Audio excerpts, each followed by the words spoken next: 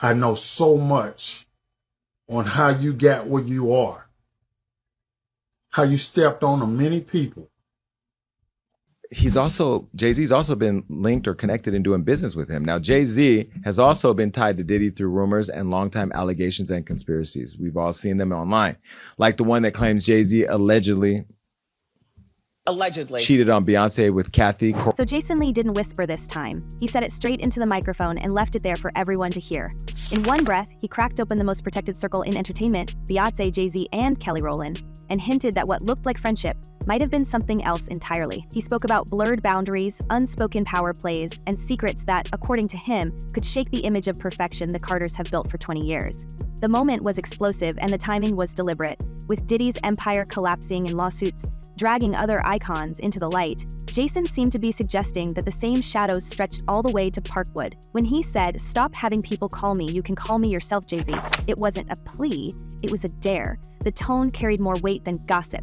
It sounded like someone who'd been silenced before and had decided not to be this time. Within hours, the clip flooded social media, and fans began drawing their own lines between Jason's outbursts and the long trail of uneasy moments involving Beyoncé's oldest friend. Because when you strip away the glamour, one thing remains clear. Every major scandal that's ever touched the Carters somehow echoes near Kelly Rowland. Beyonce still. And then you have celebrities like a Jay-Z. And this is where I think the whole fallout with the Beyonce, she's just kind of in the crosshairs because of all of what's going on in the media with respect to Jay-Z and stuff. But with Jay, you know, when he complained at the Grammys about the Grammys not giving Beyonce Artist of the Year, when she's the most decorated Grammy-winning artist ever, we invited him to be honored at our award show. The first and oldest rumor is the one people tried to forget. Back in the early 2000s, whispers began that Kelly had been closer to Jay-Z than anyone wanted to admit. It quieted down for years, until 2024, when the two met again at the Harder They Fall premiere in LA. Cameras caught Jay turning, looking stunned, almost rattled, when he realized Kelly was behind him.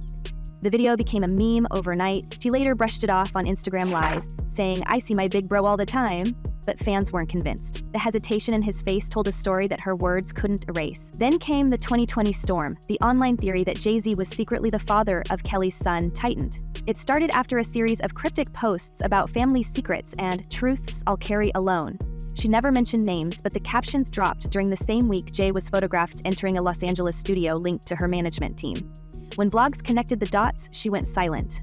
No denials, no clarifications, just a pause that felt calculated. For a woman known for constant engagement with her fans, that silence spoke louder than any statement. I do. Yeah. When I get home, I'm like completely lazy. I don't want to clean. I don't want to do anything but try to recover. It's my job to give 100%, and I feel like, you know, I've been allowed to do what I love for so long. I love my job, so the least I can do is give my all. You know, you do the same. By 2025, Jason Lee's own feud with Jay-Z had added fuel. During one of his podcasts, he said, "Stop having people call me. You can call me yourself, Jay-Z." He claimed the mogul's team was reaching out to put out the flames. What flames, Jason never specified, but in context, it was clear. He was talking about Kelly. He implied she was the reason those calls were happening, that something about her situation, her connection to the Carters, was dangerous enough for them to interfere directly. The implication was that Kelly wasn't just caught in the middle, she was central to the problem. The public image, of course, tells a different story. Kelly has always played the loyal sister, the one who defended Beyoncé and Jay at every turn. Even in 2023, standing on the Grammys red carpet, she called Jay-Z one of the greatest men I know. It sounded genuine. But context matters. She said that after Jason's first warnings and before she vanished from Beyoncé's inner circle. In the months that followed, she wasn't seen at any of the major Roc Nation events. No brunch photos, no Ivy Park promos, nothing. It was as if her name had quietly been erased from the narrative. Our first guest is one of the biggest stars on the planet. Please welcome my friend Beyoncé.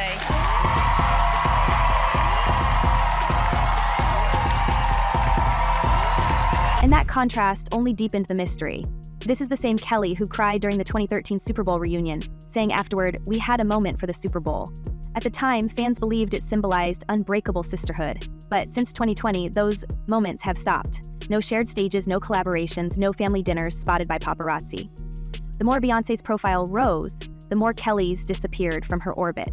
Insiders say their friendship turned into a PR risk. Too many questions, too much speculation about the blurred lines between loyalty and something deeper. Then Jason Lee dropped his most cryptic line yet. During one of his broadcasts, he claimed, "I stopped a major thing for Beyoncé. Didn't even get a thank you." He didn't explain what that thing was, but people immediately linked it to the 2015 Miami freak-off lawsuit, the one that originally named Beyoncé and Jay-Z as witnesses before their lawyers proved they weren't there.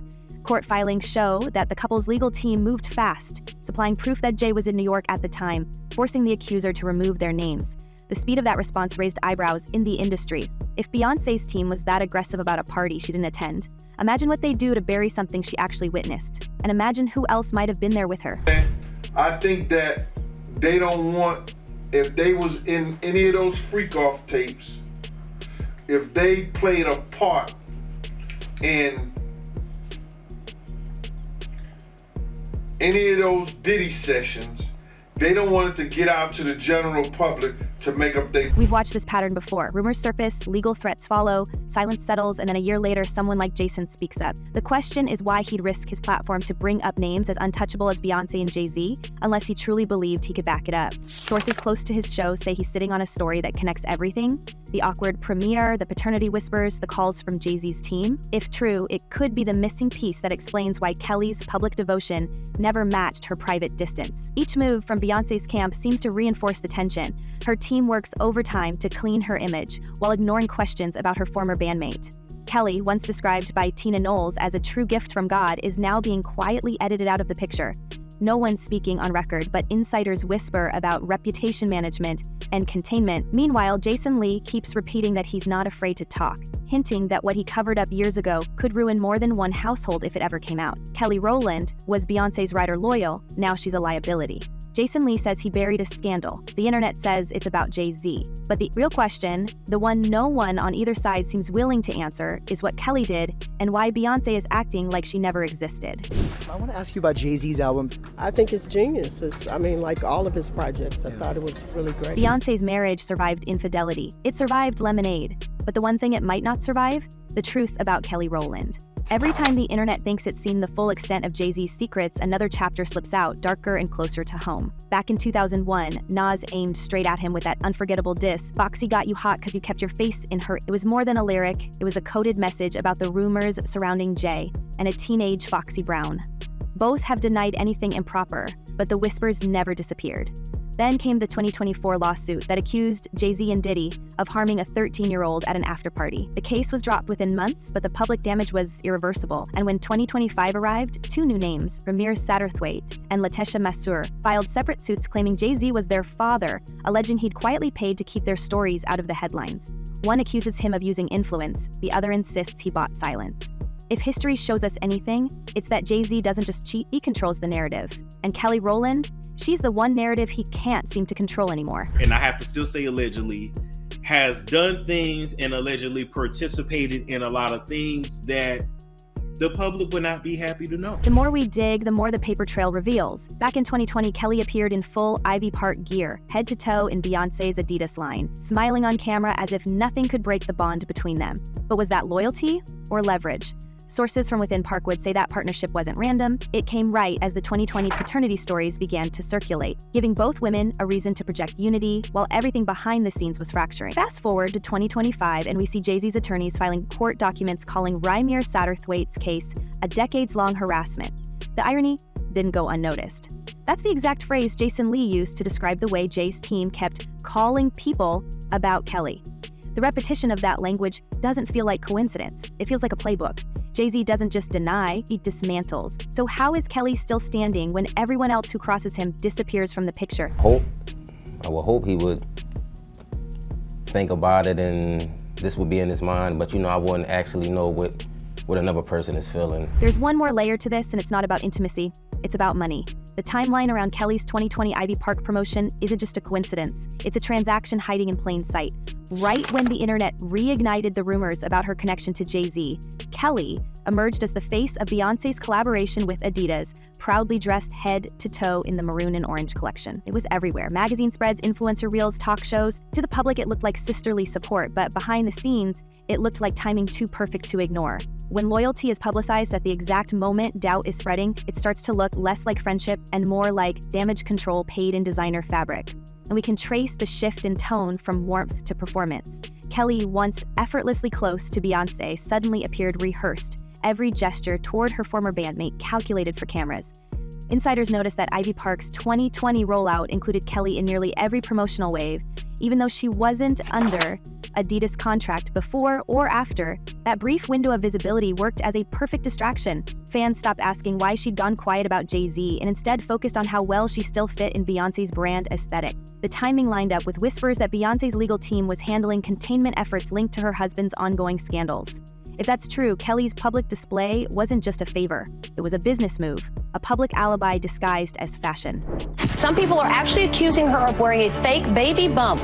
You know, there are certain things that are so far that it doesn't even upset you. My mother, she's like, nobody's talking about my grandbaby. My grandbaby's not even here yet. The money trail surrounding Jay-Z's alleged paternity cases makes the theory harder to dismiss. In 2025, Legicia Messer claimed Jay-Z had supported her quietly for years, providing financial help through third-party channels while refusing to acknowledge her publicly. It painted a familiar picture of selective generosity: protect the secret, but keep it comfortable. When we put that next to Kelly's timeline, her peak Ivy Park visibility, her sudden retreat afterward, it raises an uncomfortable question. If Jay-Z is willing to fund a hidden life for one woman, what might he be paying another to maintain silence? It's not about scandal anymore, it's about strategy. The money in this circle doesn't just buy silence, it buys narratives.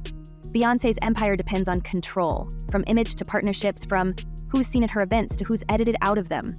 Kelly's brief reappearance in Ivy Park felt like a contract disguised as nostalgia, a way to reframe her image before the next round of speculation hit. Once the campaign wrapped, she disappeared again, and Beyoncé's team had effectively re-centered the story.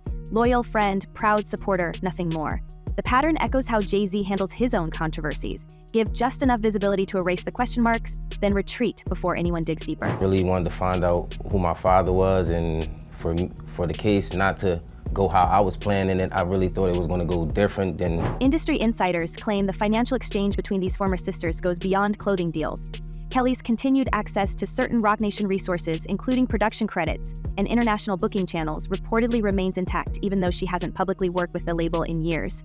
That suggests an ongoing relationship built on quiet cooperation rather than active collaboration. In other words, she might still be on the payroll, not for her music, but for her silence. The same silence that keeps the Carter empire polished, predictable, and unchallenged. Beyoncé's empire runs on control, but control has a price, and Kelly might have just named hers. The answer may lie in what she knows. When Jason Lee shouted, "If I come up missing, all the calls I've been getting have been about him," he wasn't exaggerating for clout. That statement came right after Diddy's arrest on federal trafficking charges, the same period when media outlets revisited old lawsuits that named Beyoncé and Jay-Z in connection with the 2015 Miami event described as a freak-off. Court records confirmed the couple's lawyers had their names removed after proving they were out of state. But that quick fix only deepened the questions. If they weren't there, who was? And what did Kelly Rowland see? Multiple insiders from the entertainment scene have quietly claimed Kelly attended a private after-party that same weekend. If Jason Lee's information came from her, it would explain why his accusations cut so close to the bone, and why Jay's team allegedly moved so aggressively to silence him. Her silence isn't just suspicious anymore, it's survival. Uneducated gangster rapper, that's all she could. There's another layer people overlook: money. When Jason said he stopped a major thing for Beyoncé, the phrasing hinted at leverage, the kind that comes with knowing something nobody else should. If Kelly was ever part of those same social circles, those blurred late-night gatherings where careers and reputations were traded like currency, then she's sitting on information powerful enough to destroy more than one empire, and that would make her both dangerous and disposable. The industry has a pattern of protecting its golden couple while quietly isolating whoever threatens the brand. Kelly's sudden fade from public appearances, her careful interviews, her steady refusal to talk about Beyoncé, it all feels like the choreography of someone who learned the cost of being too close to the throne. Jay-Z's reputation machine keeps spinning. His lawyers issue statements, his empire grows, and Beyoncé's silence shields them both. But outside that bubble, the stories keep stacking. Ramir still claims he's been blocked from a simple paternity test. LaTesha insists she grew up being told Jay-Z was her father and that he financially supports her off the record. The public might not have proof, but the timeline is damning. Even the Diddy lawsuits, now stripped of the Carters' names, leave behind a residue of suspicion, because every time their lawyers erase them from a filing, another witness appears saying they were there. It's a game of smoke and mirrors, and Kelly Rowland seems to be the mirror nobody can shatter. After they are done with Diddy, Jay-Z is up next to be exposed, right? So we've all seen the pattern. Lawsuits surface, names vanish, settlements appear, and silence follows. But the people who once stood beside Beyonce, Tiffany Haddish, Jonathan Hay, now Jason Lee, keep hinting at something too big to bury. If Kelly Rowland has been the keeper of a secret, the kind that could explain why her sisterhood suddenly turned into exile, then the stakes aren't just personal, they're monumental. She wasn't the sidekick anymore, she's the loose end. Kelly Rowland was Beyonce's shadow, now she's a ghost. Jay-Z's scandals always get buried, but this time the body might be Kelly's career, and Beyonce's letting it happen. So what do we think really went down between them? Was Kelly protecting the Carters or protecting herself? Drop your thoughts in the comments, because something tells us this story is far from over. Until next time, stay watching, stay questioning, and remember, in Hollywood, loyalty is never free.